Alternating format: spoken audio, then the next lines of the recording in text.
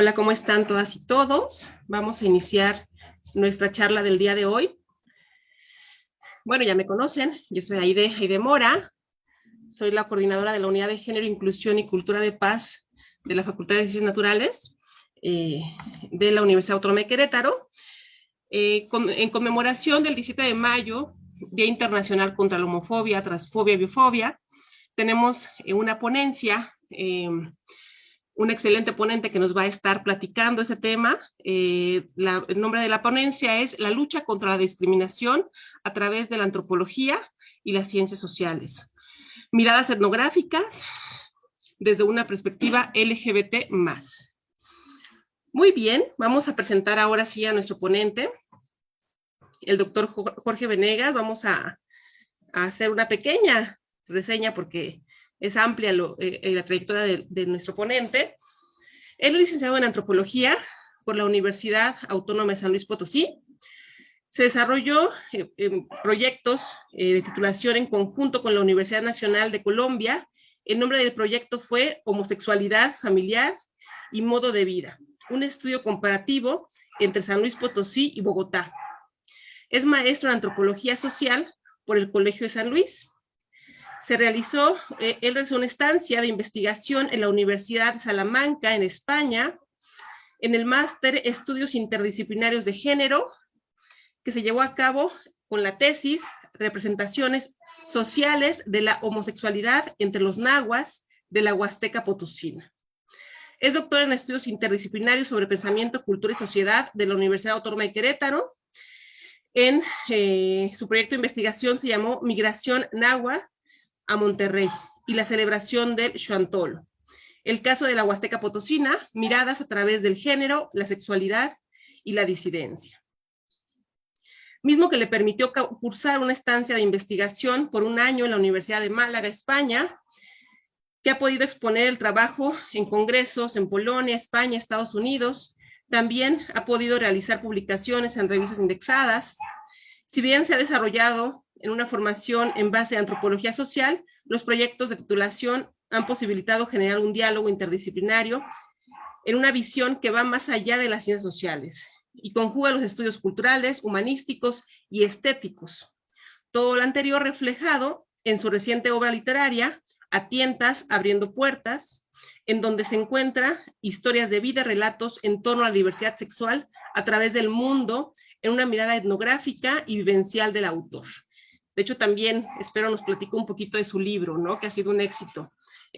Muy bien, vamos entonces ahora sí a empezar con nuestro ponente. Bienvenido.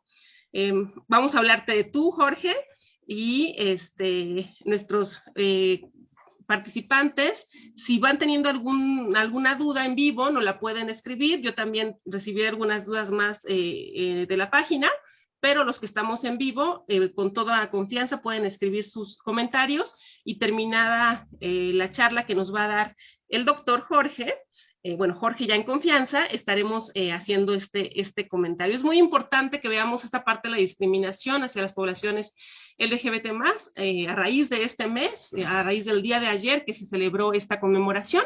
Y bueno, te doy la palabra, Jorge. Bienvenido. Hola, ¿me escuchan, cierto? Adelante, muy bien. Muy bien, pues antes que nada quiero agradecer la invitación por parte de la doctora Mora. Quiero dar creo que en anteriores ocasiones no lo he podido decir, y quiero dar una especial remembranza. Quiero decir que la doctora Mora ha sido una de esas personas maravillosas que uno se encuentra en la vida. Yo tuve la oportunidad de compartir con ella mi proceso de formación doctoral, y no me cabe duda que es quizá el mejor perfil que pudieran tener en la UAC para el puesto que ella desempeña.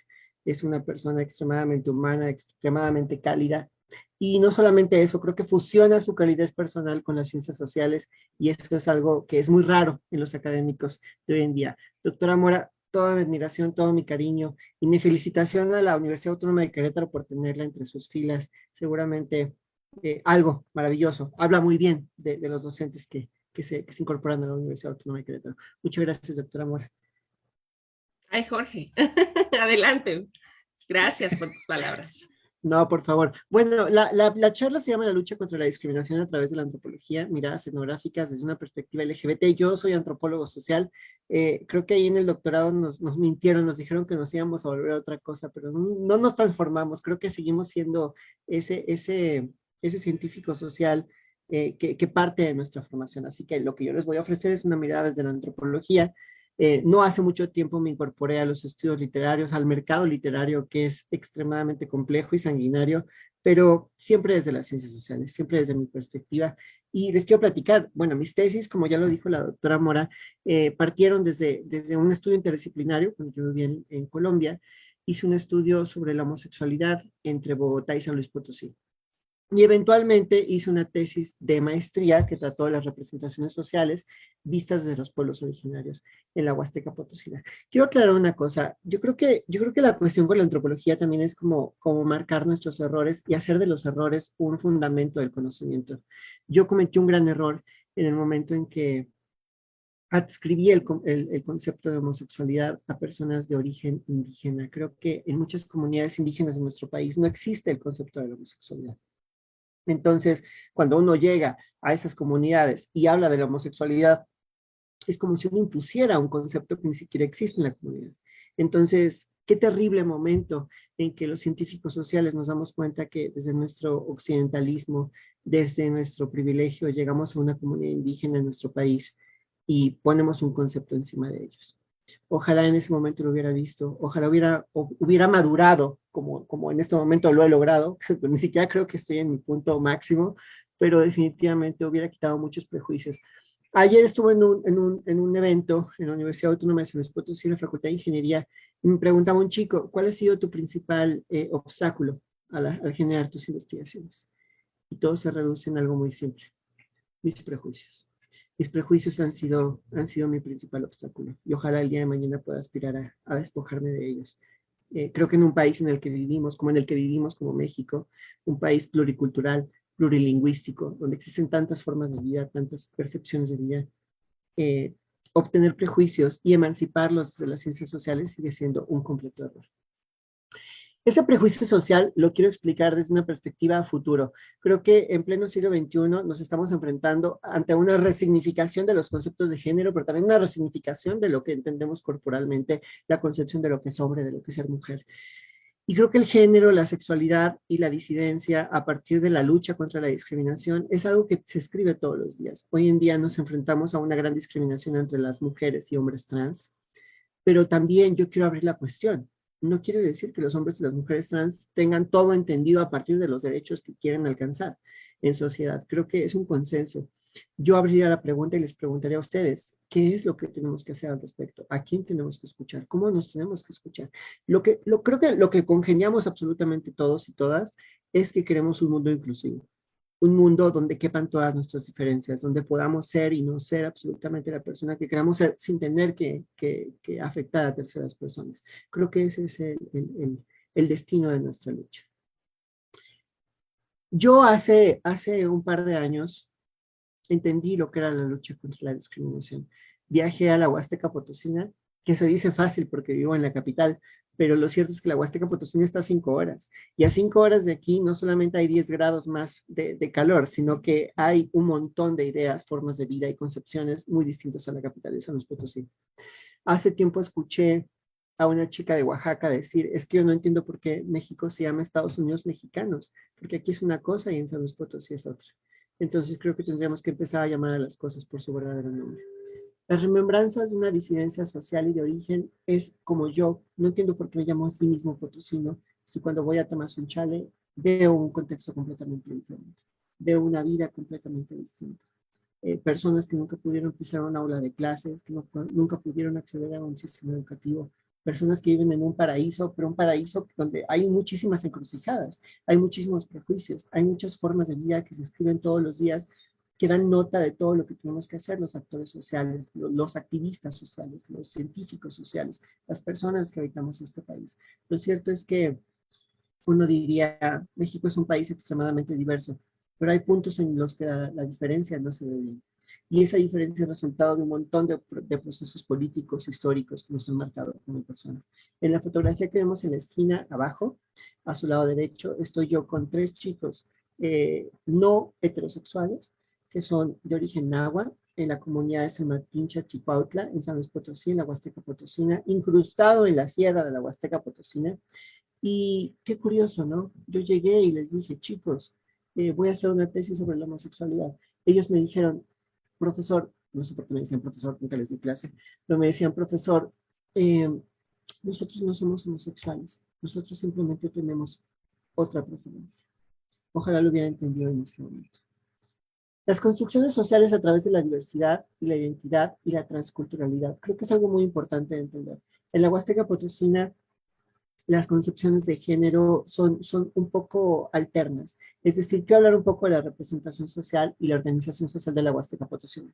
Las personas, los hombres que mantienen una familia, que procrean hijos, que se casan y que están en matrimonio, siguen siendo hombres, independientemente que mantengan relaciones homosexuales. Un homosexual que no mantiene una familia, que no procrea una familia y que no sea el principal benefactor, es un cihuatzi. Cihuatl en náhuatl quiere decir mujer. Y cihuatzi se entiende como mujercita. Entonces, todas las personas que no tienen familia y que son homosexuales pasan a ser un cihuatzi en las comunidades indígenas de la Huasteca Potosina. Y solamente durante la fiesta de Xantolo, que es la fiesta del Día de Muertos del 1 y 2 de noviembre, y 3 de noviembre también, es que las personas que se quieren vestir en una percepción o una concepción de mujeres, es que son aceptados dentro de la comunidad. Una cuestión compleja. Ciertamente el proceso de la fiesta no está relacionado con el transvestismo o la representación femenina, pero la comunidad LGBT o la comunidad no heterosexual se apropia de este día para poder incluirse y para poder representarse. Es una forma de hacerse evidente y de normalizarse por un solo día durante el año. Es una región en transformación, ciertamente hay una comunidad mixta o mestiza dentro de la Huasteca Potosina, pero también hay una comunidad de origen indígena, y no es lo mismo ser indígena que ser mestizo.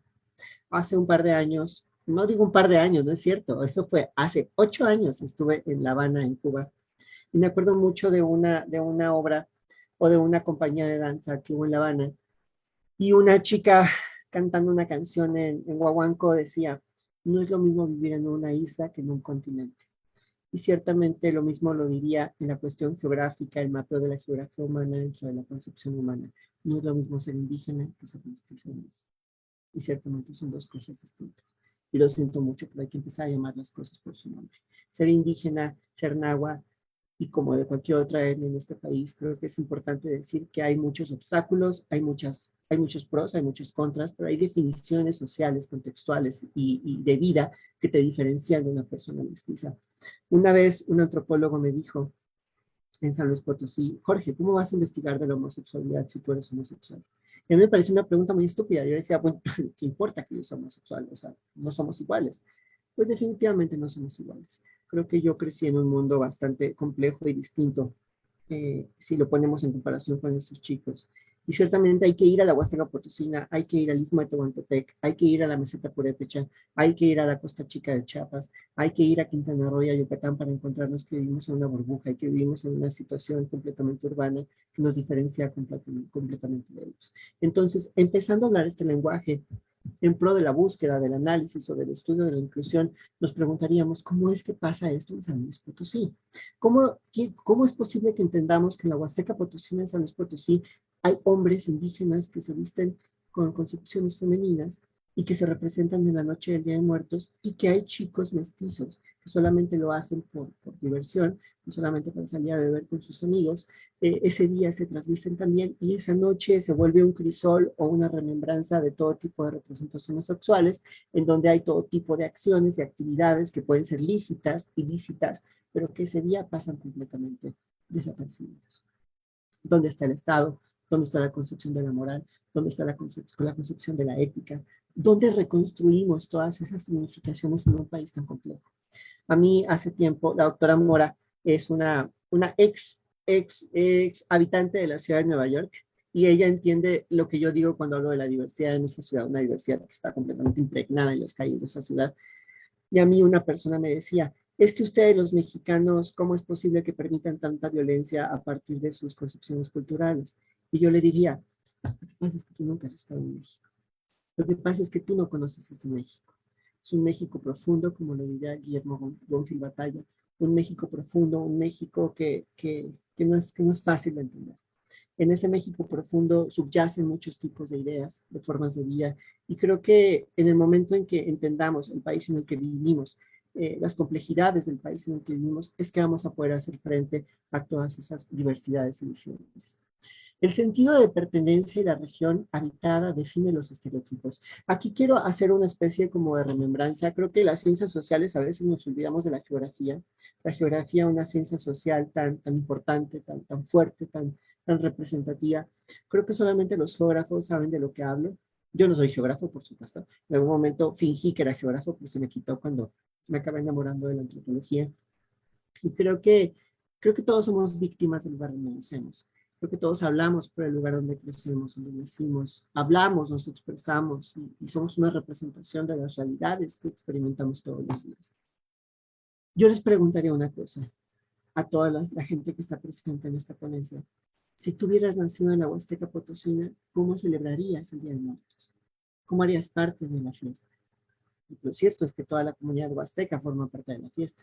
Las mujeres ponen el altar, las mujeres lo adornan, los hombres se trasvisten, los hombres se visten de mujeres, los niños juegan en las calles y en las noches empiezan a beber o a ingerir aguardiente. ¿Cuál sería tu rol dentro del parámetro de la organización social de la Huasteca Potosina? ¿Cómo participarías en una fiesta que es casi obligada dentro de la sociedad huasteca? Más allá de la concepción religiosa, más allá de los estereotipos, más allá de las representaciones sociales. Estas fotografías no son sacadas de Google, estas fotografías son tomadas por un servidor en su proceso etnográfico durante mi estancia de maestría y doctorado en la Huasteca Potosina. Estas fotografías las tomé yo. Por supuesto, no voy a ser un fotógrafo en National Geographic, ni mucho menos, pero ciertamente para tomar este tipo de fotografías hay que acercarse a las personas, hay que tener un poco de empatía y hay que formar parte del contexto. Y este fue mi trabajo etnográfico. Y yo les preguntaría a ustedes, ¿será que somos todas y todos víctimas del lugar donde nacemos? ¿Será que somos una proyección del lugar donde vivimos, de dónde venimos y a dónde vamos? Trabajé los estudios de la mujer muy brevemente. Tuve la oportunidad de visitar la Casa de la Mujer Indígena en Axtla de Terrazas, al sur del estado de San Luis Potosí.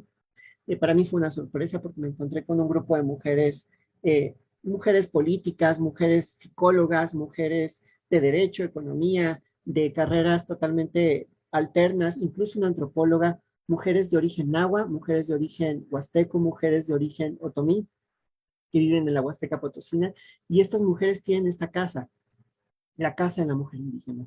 Está institucionalizada por el gobierno del Estado, el gobierno federal de San Luis Potosí, y es una casa donde las mujeres hacen reuniones prácticamente diarias y hacen trabajos para difundir los derechos de la mujer, las mujeres indígenas de la Huasteca Potosina. Quiero hacer un poco detenerme en este centro, en esta institución, porque es una de las pocas instituciones en el país que están enfocadas 100% a trabajar en la diversidad y en los derechos de la mujer en la Huasteca Potosina. En algún momento en mi vida me preguntaron, Jorge, ¿por qué no trabajas con mujeres? Y yo siempre pensé y creí que trabajar con mujeres requería otra metodología, requería otros procesos. Lo cierto es que hace tiempo vengo pensando que no debía haber sido tan segregario, no debía haber sido de alguna manera tan liminal en mi cronología y en mi temporalización de trabajo. Creo que debía haber hecho debía haber pensado un poco mejor la manera en que yo trabajaba en mis estudios. Definitivamente la mujer, la historia de la mujer y la historia del hombre son elementos que están correlacionados completamente. Y justamente me gustaría hacer una remembranza de la Casa de la Mujer Indígena en la comunidad de Axtla de Terrazas, en la Huasteca Potosí. Mis informantes fueron muchos, pero quiero remembrar las historias de algunos de ellos. No pongo sus fotografías porque tengo que tener respeto hacia ellos, pero jóvenes, señoritas, jóvenes señores, hombres, mujeres, la discriminación en nuestro país sigue existiendo. Es una lucha que no está ganada y seguramente no va a estar ganada en mucho tiempo. Lo siento por ser pesimista. Roberto sufrió bullying Roberto sufrió, lo vendieron sexualmente dentro de su familia. Él es náhuatl, habla español, habla las dos lenguas, estudió enfermería por un corto tiempo en el campus de la Universidad Autónoma de San Luis Potosí, en el sur de la Huasteca Potosina. Me pidió que por favor me incluyera su historia en mi tesis, más allá de lo que habíamos trabajado, porque no estaba preparado para hacerlo. Es un chico que sufrió toda clase de abusos sexuales en su comunidad de origen, un chico que no pudo terminar la carrera, una vida más perdida en este país a partir de la discriminación, a partir del machismo, a partir de cómo desdibujamos las vidas de los seres humanos, como si no importaran, como si no existieran, como si ser hombre y ser mujer conllevara, como si ser homosexual y ser mujer fuera un estigma por el que pudiéramos ser desaparecidos y desdibujados en este país. Armando, Armando también fue abusado sexualmente. Es curioso porque la mayoría de los jóvenes homosexuales indígenas de la Huasteca Potosina o no heterosexuales, prácticamente todos han sido abusados por tíos, por primos, vendidos. Es una cuestión espantosa. Prácticamente no se hace ninguna denuncia ante las autoridades porque no existen muchas de esas personas ante el INE, porque muchos no hablan español, porque muchos no figuran. Afortunadamente Armando decidió seguir sus estudios de enfermería y planea mudarse a la ciudad de Monterrey. De los habitantes de la Huasteca Potosina se mudan a Monterrey para hacer sus vidas. Daniel no es exactamente un joven indígena, más bien él se consideraría mestizo porque no habla la lengua náhuatl, pero habita una comunidad náhuatl. Él ganó el certamen de señorita Chantolo en el año 2014, o sea que se fue con los 5,000 pesos completamente limpios. Y él es un chico que vive su vida abiertamente en la Huasteca Potosina, pero no obstante sigue temiendo el día que sus padres se enteren de su identidad, sigue temiendo el escrutinio. Se pone una máscara para la fiesta de Chantolo porque no quiere que sus familiares lo reconozcan y no quiere que se den cuenta que es una de las figuras más importantes de la comunidad LGBT en la Huasteca Potosina. Les recuerdo, la Huasteca Potosina es parte de este país. Parece que les estoy hablando de China, Japón o de una isla troviana en Oceanía. Lo cierto es que esto es parte de México. Ignacio, él quería ser diseñador de modas, dejó la Huasteca, dijo, esto no es para mí, yo no quiero vivir en este lugar donde mi padre me obliga a sembrar la tierra, donde mi padre quiere que me dedique a la cría de los animales, donde quiere que me ocupe de la parcela, yo quiero ser diseñador de moda. Él tiene un novio de Monterrey, que también es de origen indígena, él va por él a la comunidad indígena en la Huasteca Potosina y se lo lleva a la ciudad de Monterrey. Actualmente está en su 9º semestre de diseño de modas en una universidad privada en Monterrey, Nuevo León. Se va a quedar allí, nunca va a volver a la Huasteca. Es un huasteco más que habita la zona metropolitana de Monterrey. Muchos, millones de huastecos han emigrado desde los años 60 a la ciudad de Monterrey, desde que se construyó la carretera número 68, y son personas que nunca van a volver a su comunidad de origen. Muchos de ellos, muchas de ellas son mujeres lesbianas, mujeres abusadas por hombres, hombres homosexuales que no piensan volver a la Huasteca Potosina, no porque no la sientan sola, sino porque nunca fueron aceptados en su lugar de origen. Juan. Juan es una historia muy interesante de mi historia como antropólogo. Yo quiero decirles algo, la historia de Juan me cambió la vida. Creo que cuando uno escucha la historia de Juan, uno no vuelve a dormir igual, ¿cierto? Porque a veces en la noche como que llegan esos tigres, esas voces y esos fantasmas que nos atormentan. Y creo que Juan es uno de esos fantasmas, que al mismo tiempo es un ángel, que me cuida todos los días porque me recuerda la razón por la que me volví antropólogo.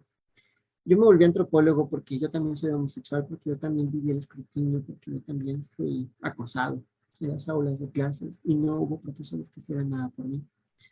La única que hizo algo por mí fue mi abuela. Y mi abuela no estaba en el aula de clases, o sea, mi abuela me la encontraba después de clases. Entonces, yo me tenía que librar una batalla todos los días en las aulas de la primaria y la secundaria en San Luis Potosí. Y lo cierto es que fue un infierno. Y fue un infierno y fue un caos que nunca pensé que terminaría. Yo quería a los 16 años cantar en una banda de heavy metal, quería hacer artesanías y quería alejarme de San Luis Potosí. ¿Quién diría que me volvería antropólogo y que me dedicaría a investigar estas cosas? Lo mismo que tanto daño me hizo en mi niñez. Juan fue una persona en la Huasteca Potosina que falleció hace varias décadas. Él no hablaba español, no hablaba, no tenía, no escribía, no sabía escribir, era un analfabeta. Y vendía flores en la comunidad Tlaque, en la Huasteca Potosina, en el municipio de Tamazunchale.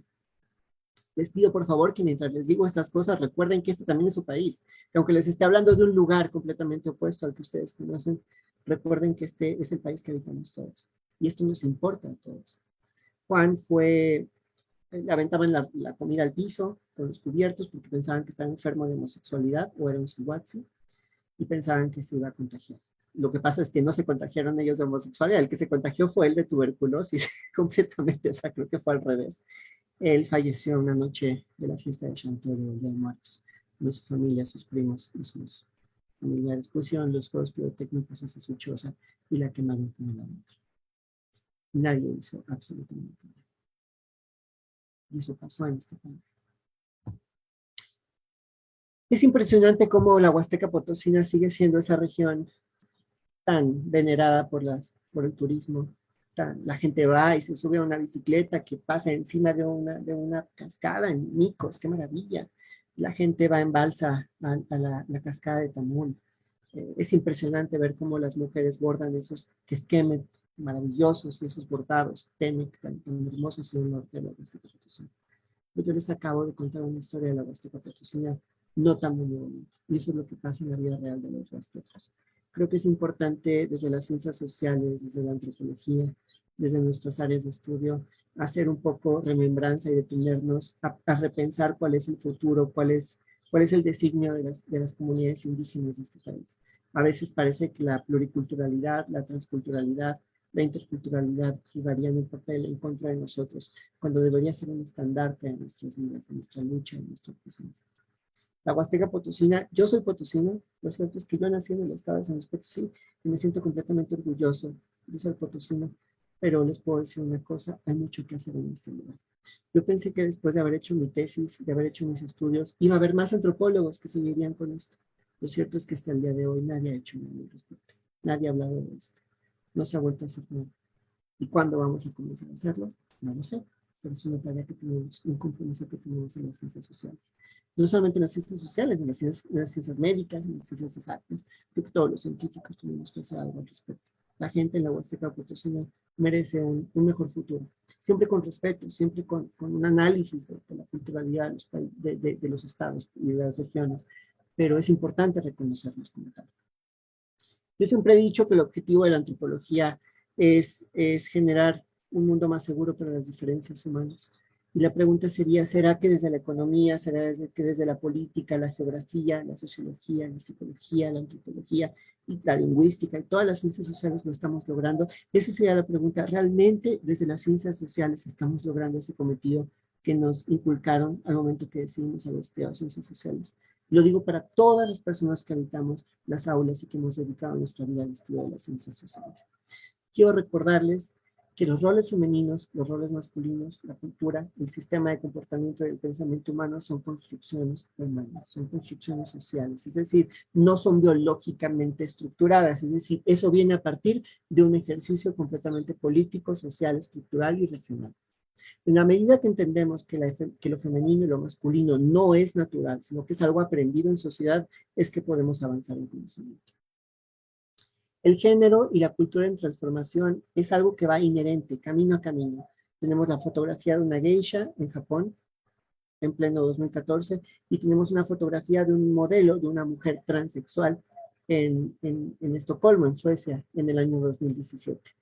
¿Cuál es la diferencia? ¿Es natural? ¿No es natural? ¿Es biológico?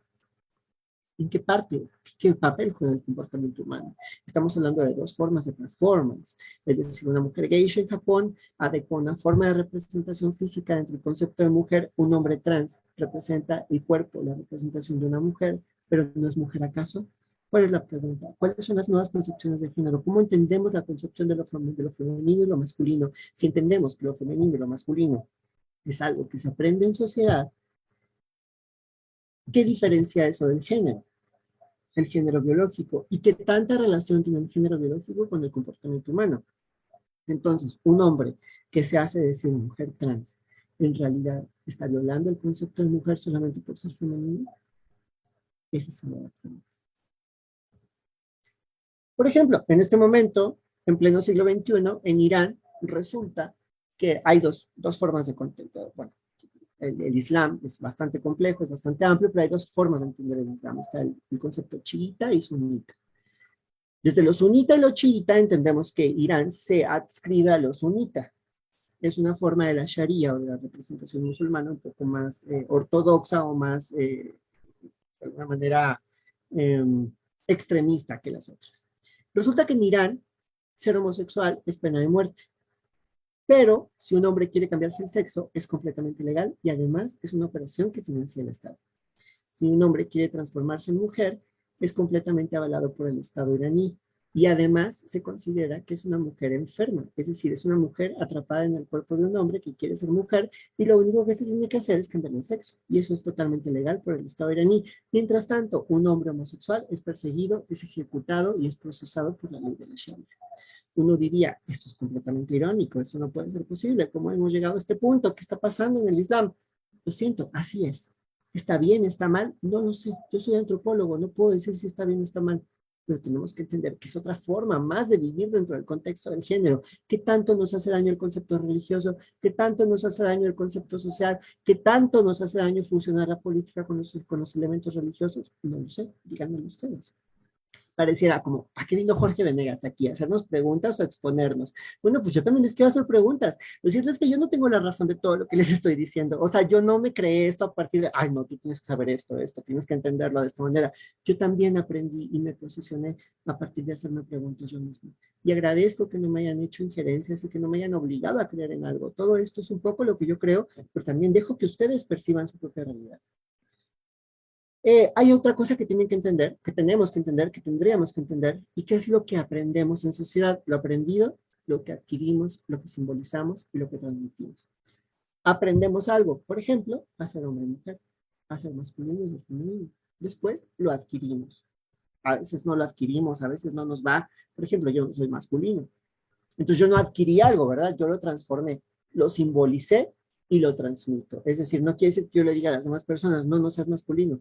Yo soy lo que soy.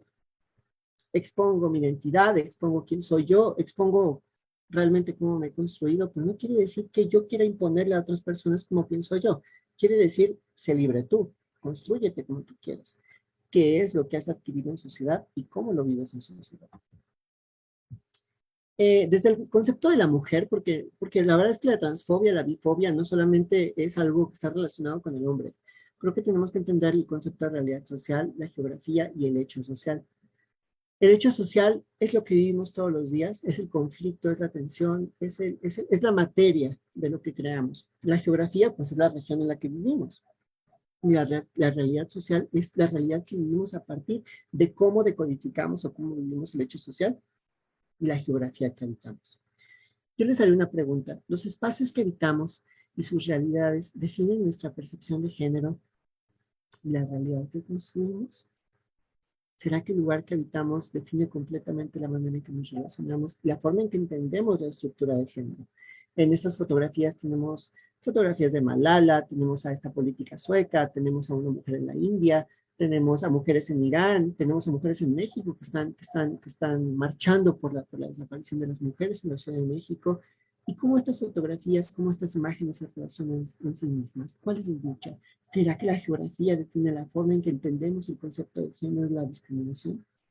Y después la fragmentación social a partir de las diferencias de género e identidad. Yo les quiero hacer una pregunta. Y les hago la pregunta no porque yo la sepa, sino porque en realidad no lo sé. ¿Será que construir una ideología a partir de la concepción de género, a partir de nuestras luchas, a partir de nuestra sexualidad, no divide más de lo que unifica? ¿No será que esto genera más fronteras entre los seres humanos y entre la población de lo que nos podría unir? No quiere decir que no haya luchas. Todos los días en este país desaparecen mujeres. Y por supuesto que lo tenemos que decir, por supuesto que lo tenemos que emancipar y por supuesto que tenemos que luchar a partir de eso. La pregunta sería, ¿en qué momento eso se vuelve una ideología en la que generamos una segregación donde dividimos a la población? Esa será mi pregunta. Les recuerdo, esa no es una cuestión que yo tenga esclarecida. Es una de mis nuevas preguntas a partir de las ideas contemporáneas de género y sexualidad en nuestro momento, en el tiempo que vivimos, por supuesto. Me vio un poco chistoso, ¿verdad? Hablando y con un crucifijo aquí atrás de mí. Pero recuerdo que esta casa tiene como 80 años y aquí hay crucifijos por todos lados. ¿Eh? Yo puedo creer lo que sea, no creo que les estoy imponiendo mi vida, por favor. El concepto de la ideología, y por supuesto, soy muy respetuosa de toda representación de religión. Tengo un completo respeto por ello. El concepto de la ideología a partir de la emancipación de la identidad de género, yo me di a la tarea de encontrar un par de libros que me gustaría compartir con ustedes, que a mí me ayudaron a entender no solamente el concepto de la discriminación, también me ayudaron a entender quién era yo, desde dónde quería luchar, a partir de qué quería luchar. Creo que lo único que les puedo decir es que lo que yo siempre he querido es que los seres humanos no tengamos que justificar tanto nuestro origen sexual, nuestra identidad sexual, nuestro género, y donde realmente podamos hablar en un lenguaje inclusivo sin tener que decir algunas palabras o cambiar algunas vocales, sino que la emancipación de la igualdad y la lucha por la igualdad sea algo que sea inherente a nuestra concepción humana. La crisis de la heterosexualidad del gran autor Oscar Wilde, él es un sociólogo maravilloso, él dice, es que la concepción de la homosexualidad es un poco también judeocristiana, es que lo judeocristiano es algo que tenemos impregnado y no nos hemos quitado, o sea, el efecto de la lucha por la homosexualidad como ideología es un ejercicio más de la homofobia. Foucault y la teoría queer me ayudó muchísimo a entender que prácticamente todo lo que llevamos a cabo en sociedad es una construcción social. Y la maravillosa y mi adorada Margaret Mead, que seguramente si existe el cielo, ella estará allí en este momento. Es una mujer maravillosa que vivió en los años 20 en Chicago, en los Estados Unidos. Y Margaret Mead se va a explorar las islas Trovián en Oceanía y ella descubre pues que no, que la construcción de lo que es ser adolescente, de lo que es ser niño, de lo que es ser adulto, de lo que es ser adulto mayor, es una construcción completamente creada por la sociedad. Es decir, la biología y la cultura están completamente de la mano. La masculinidad en un entorno reflexivo, quiero recordar esto, la masculinidad, la mente, el cuerpo, el ritual, la identidad y el espíritu están completamente de la mano. Lo ontológico, lo biológico, lo cultural y lo antropológico están 100% ligados, incluso lo religioso. La construcción del cuerpo del hombre, la construcción del cuerpo de la mujer, la construcción de la identidad del género son elementos que viajan completamente entre el cuerpo, la mente, el ritual, la identidad y el espíritu. No puede haber mente sin espíritu, no puede haber identidad sin ritual y no puede haber cuerpo sin ninguno de estos conceptos. El cuerpo que construimos socialmente, el performance que construimos en sociedad, como ser humano, como hombre, como mujer, como chica trans, como hombre cisgénero, como hombre bisexual, como lesbiana, todo es un elemento, es un proceso que viaja a través de la identidad, del espíritu, del cuerpo, de la mente y del ritual. Cada uno de estos conceptos que conocemos juega un papel fundamental para la forma en que nos construimos como seres humanos. Ojo, estoy aseverando algo. Recuerden que Jorge Venegas no tiene la razón de todo. Ustedes tienen que cuestionar absolutamente todo lo que les digo. ¿Y cuál es el valor de la investigación y el desarrollo de las ciencias sociales? ¿Cuál ha sido mi camino? ¿Cuál ha sido mi proceso? ¿Cuál ha sido este espantoso camino que elegí al ser antropólogo? Que si me hubieran dicho, Jorge Venegas, cuando seas antropólogo vas a pasar por un montón de países, vas a conocer un montón de personas, vas a probar un montón de zacahuil, un montón de aguardiente, un montón de cerveza, un montón de rituales. Me encanta. Lo volvería a hacer 1000 veces. Lo que pasa es que cuando uno, después de comer todo este zacahuil y toda esa cerveza y subir 20 kilos, lo cierto es que no te dicen que también te comes la tristeza, también te comes la realidad, también te tomas la vida de los seres humanos, porque decir que no nos afecta la realidad de las personas que nos rodean es una mentira. Nos vemos afectados todos los días por las vidas que nos cruzan. Y lo cierto es que después de Juan, después de Roberto, después de Ignacio, después de tantas personas, pues yo no he vuelto a ser el mismo. Cuando me veo en el espejo, yo ya no veo a Jorge Venegas. Veo a Jorge Venegas y un montón de gente atrás, como si tuviera esquizofrenia, como si tuviera como alucinaciones. Y ellos me acompañan todos los días, porque somos exactamente iguales, porque creímos en lo mismo, porque unos ya no están, porque otros todavía estamos, pero creo que hemos sido seres humanos que nos hemos significado. Y así como todos esos chicos que vienen a la Huasteca Potosina, los rituales, danzar en Chantolo, bailar en Chantolo, verlos tan libres, flotando entre sus vestidos maravillosos, confeccionados, pintados y maquillados, usando sus barbas algunas veces, con esos ojos espectaculares y esas pestañas, esos hombres fingiendo ser mujeres en la noche para sentirse libres, para sentirse aceptados. También recuerdo haber estado en Berlín, sentado en un café frente al muro de Berlín, en una calle maravillosa, tomando una cerveza de 10 euros. ¡Qué horror esos 10 euros! Quiero que me los regresen. ¿Cómo puede ser posible que no pague tanto por una cerveza? Y recuerdo haber visto a 2 chicos caminando de la mano, con falda, Y tristemente yo pensé, seguramente son punks, seguramente son anarquistas, seguramente son disidentes. ¿Por qué? ¿Por qué tengo que pensar que son disidentes? ¿Por qué no simplemente pensar que es un día de verano y dos chicos quieren salir a la calle con falda y se ven divinos? Pero como yo vengo de México, en México ningún hombre se pone falda porque le da vergüenza, entonces para mí es raro. Qué triste, ¿no? Después recuerdo haber caminado por las calles de la ciudad de San Francisco y encontrarme este memorial para las personas que fallecieron por el VIH. Encontrar todos esos nombres apilados en una hoja del viento. ¿Cuánta gente murió por el VIH en los años 80? ¿Cuántas familias? ¿Cuántos hijos? Recuerdo una entrevista que le hicieron a Madonna en los años 80 y Madonna decía, yo no entiendo por qué toda la gente talentosa, los diseñadores, los bailarines, los coreógrafos están falleciendo. No entiendo por qué la gente que sabe de arte se está yendo. Yo diría una cosa, no es el VIH. El VIH existe, el VIH es real, el VIH es parte de nuestras vidas, nos puede dar absolutamente a todos y todas, pero lo cierto es que lo que más daño hace es la ignorancia, la segregación, el estigma que ponemos sobre una enfermedad. Las enfermedades no solamente significan biológicamente, las enfermedades también existen socialmente. Recuerdo que en esa placa en San Francisco, en la Universidad de California, leí, somos guerreros. Y recordé una cosa que me gusta mucho de una autora maravillosa, colombiana, antropóloga, amiga mía, que quiero mucho, tanto como quiero a la doctora Mora. Y ella me dijo, Jorge, es que lo más difícil en esta vida es ser uno mismo. Lo más difícil que podemos tener los seres humanos es realmente significar nuestra realidad. Creo que no hay un mayor reto en esta vida que asumir lo que realmente somos. Y así, uno camina por las calles de una ciudad en el extranjero y se encuentra una placa de hombres que han luchado por la homosexualidad, por la libertad, por la política, por la disidencia, por la inclusión. Harvey Milk, ¿quién no lo conoce? Qué terrible haber perdido estas vidas de una manera tan injusta. Y después recuerdo a Richard, ese chico hondureño que conocí en una galería de arte en la ciudad de Valladolid, en España. Él me abordó y me dice, oye, ¿tú eres mexicano? Y le dije, sí, se me nota tanto. Y me dice, los mexicanos se notan en todos lados. Y me dijo, bueno, en algún momento lo visité, nos hicimos buenos amigos, y me dijo, mi familia fue perseguida y fue asediada por las maras. Yo era activista por los derechos LGBT. Cada que yo iba a trabajar a mi colectivo, las personas de las maras me perseguían, me acosaban, me violentaban. Un día me golpearon y no hice caso. Un día llegué a mi casa y encontré a mi abuela, mi abuelo y mis hermanos y mis padres ensangrentados y tirados en el piso. Tardaron meses en recuperarse. Un día llegó mi madre a mi habitación y me dijo, Richard, te tienes que ir de Honduras. No te vayas por ti, vete por nosotros. Mi madre nunca más volvió a responder una llamada mía.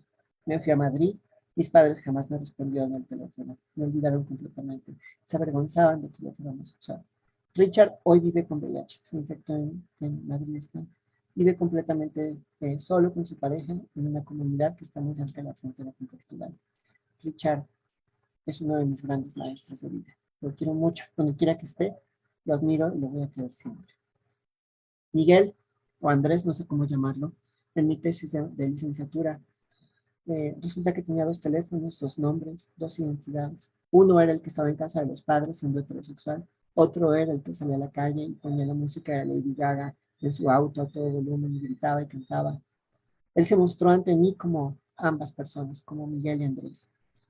Él era rico, sus padres le compraron un apartamento frente a la Universidad de los Andes en Bogotá, él estudiaba medicina. La Universidad de los Andes es como el TEC de Monterrey en México, la Ibero, es carísimo. Y la última vez que nos vimos me dijo, Jorge, le acaban de detectar VIH a Andrés, pero no importa, porque el que está enfermo es Andrés, no Miguel, cosa que yo estoy completamente sano. Él creía que el infectado era su otra identidad. Él creía que el que estaba sano era él, pero que Andrés, el homosexual, no era él. Él realmente se creó otra identidad. ¿Dónde estaban los psiquiatras y los psicólogos que yo tuve que haber recurrido? ¿Dónde estaba la interdisciplina en ese momento?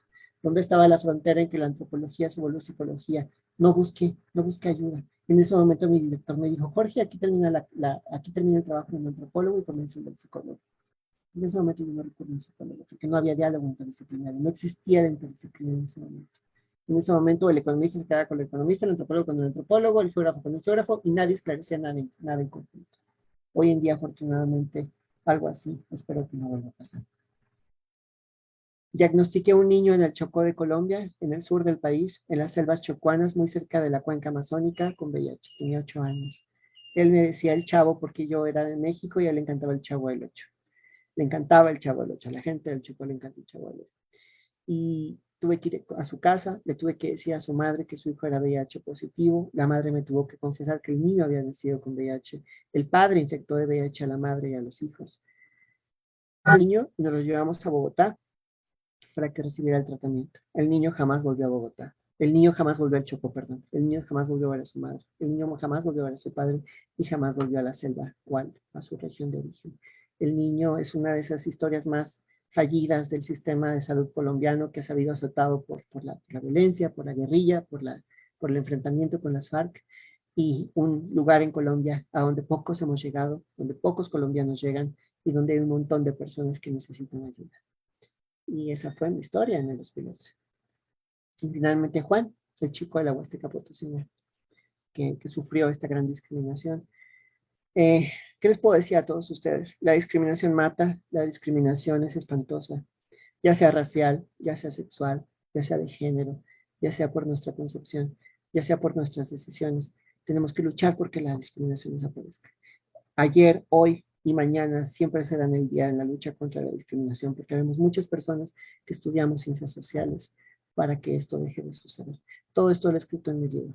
Todo esto es el documento de mi vida, pero más que mi vida profesional, es mi vida personal. Y para mí ha sido un gusto poderlo compartir con ustedes. Muchas gracias.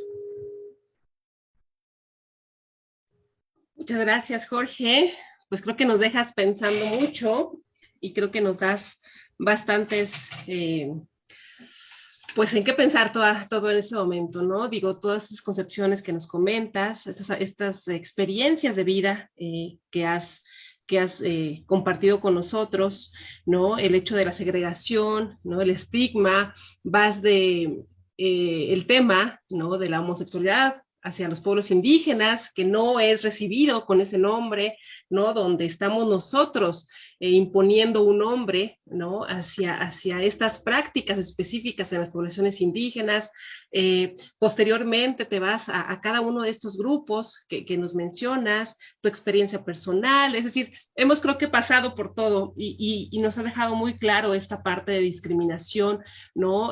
Lo que viven, ¿no? Las historias que nos cuentas de estas dos personalidades, donde este rechazo de la sociedad implica a lo mejor fugarte un poco de tu realidad y tener dos personalidades en una misma.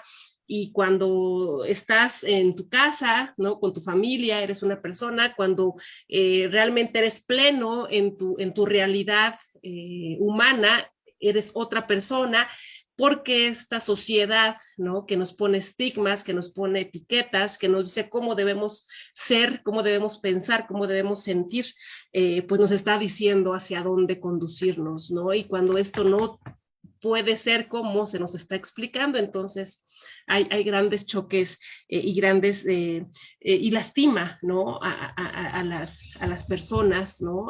Como lo que nos estás comentando, qué gusto escucharte. Vamos a aprovechar si hay por ahí alguna pregunta de las personas que están con nosotros en Zoom. Si hay por ahí algo, es alguno de los alumnos del diplomado en discriminación y racismo. Si tienen por ahí alguna pregunta, estamos aquí ya para escucharlos. A ver, vamos a esperar si hay por ahí alguna pregunta. ¿Podemos abrir el micrófono? Los veía muy interesantes, como pensando, ¿no? Con estas concepciones diferentes. Adelante, Norma. Buenas tardes. Pues es un gusto escuchar a Jorge. La verdad estoy impactada con todas estas vivencias que has tenido, Jorge. Me viene a la mente una situación similar. Bueno, yo trabajo en la Universidad Autónoma de Guerrero y he visto en este transitar de dar clases, ¿verdad? He visto cómo